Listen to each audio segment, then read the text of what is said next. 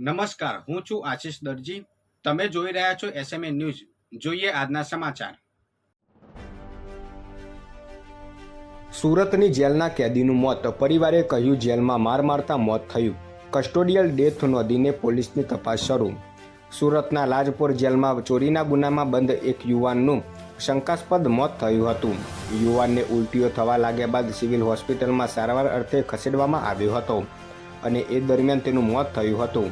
યુવાનના મોતને પગલે પરિવારજનોએ પોલીસ પર ગંભીર આક્ષેપ લગાવ્યા હતા અને ફોરેન્સિક પીએમની માંગ કરી હતી.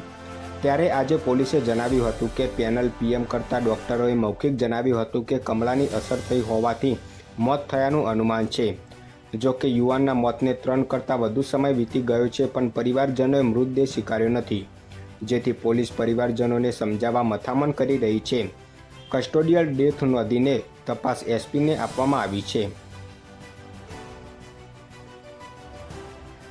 ઊંઝાના કહોડા ગામે કહોડા ગ્રામ પંચાયત અને માર્ગ અને મકાન વિભાગે 5 દુકાનો સહિતના ગેરકાયદેસર દબાણો દૂર કર્યા.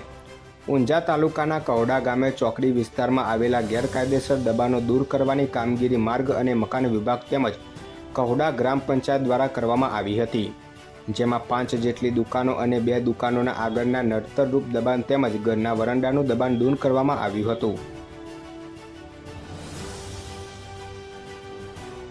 ગાંધીનગરના સરડવમાં જમીન દલાલની ઓફિસના તાળા તૂટ્યા. તસ્કરો એસી, ટીવી, ઇલેક્ટ્રિક સગડી સહિત 41,000ની મત્તા ચોરી કરીને ફરાર. ગાંધીનગરના સરડવ ખાતે ખોડિયાર પાર્લરની સામે જમીન દલાલની ઓફિસના તાળા તોડી તસ્કરો અંદર પ્રવેશ્યા હતા. જો કે ઓફિસમાંથી કોઈ કિંમતી ચીજ હાથમાં નહીં આવતા તસ્કરો 1.5 ટનનું એસી, આઉટર, ટીવી તેમજ ઇલેક્ટ્રિક સગડી મળીને કુલ રૂપે 41,000ની મત્તાની ચોરી કરી ફરાર થઈ જતા પેથાપુર પોલીસ મથકે ગુનો નોંધવામાં આવ્યો છે. પાટણના બેમોસનમાં કરંટ લાગતા 1.5 વર્ષના માસૂમનું મોત. પરિવારજનોમાં ઘેરા શોકની કાલીમાં છવાઈ. પાટણના બેમોસન ખાતે રહેતા ઠાકોર પરિવારના 1.5 વર્ષના બાળકનું ઇલેક્ટ્રિક કરંટથી કરુણ મોત નીપજ્યું હોવાની ઘટના સર્જાવા પામી છે. તો આકસ્મિક બનેલા આ બનાવને પગલે પરિવારજનોમાં ઘેરા શોકની કાલીમાં છવાઈ ગઈ હતી.